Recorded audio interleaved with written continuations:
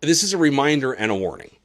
Tomorrow, Americans from Baltimore to Bakersfield will participate in more than 2,500 No Kings protests, not as Democrats, not as Republicans, but as citizens, answering what 7 out of 10 Americans now believe to be a constitutional crisis.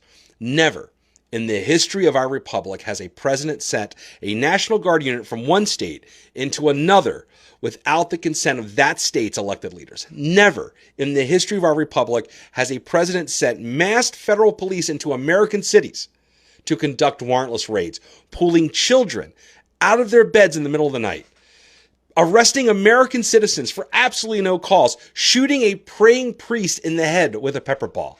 Never in the history of our republic has a president shut out the legitimate press from both the White House and the military.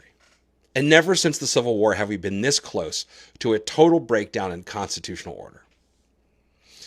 Our founding fathers, imperfect men, had wisdom enough to list 5 particular freedoms first in the Constitution: the freedom of religion, speech, press, peaceful assembly, and the right to petition our government for grievances. These were listed first for a reason.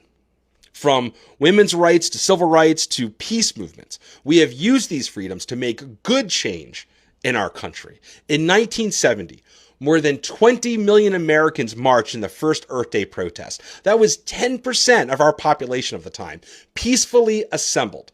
And months later, it led to the creation of the EPA, the Clean Air Act, the Clean Water Act. These weren't radicals. These weren't terrorists. These were Americans using disciplined, peaceful pressure to make real change in their government. And it worked.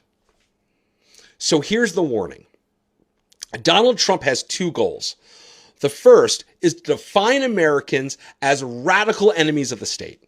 And the second is to provoke us into violence so he can control the nation under military rule. And we are not going to give him that excuse.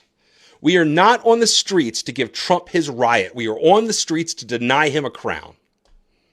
And tomorrow might be the largest protest in American history. Millions of Americans standing shoulder to shoulder, defending our Constitution without firing a shot or swinging a fist. And years from now, when our kids and our grandkids ask, well, what did you do to secure my freedom? We can say, I stood up, I spoke out, and I did it peacefully. Not because I was afraid to raise my fist, but because I wouldn't give a tyrant a war that he wanted. And as a veteran, I am deeply honored to walk the streets of America with you tomorrow as we hold the line together, as we hold it peacefully. I'll see you there.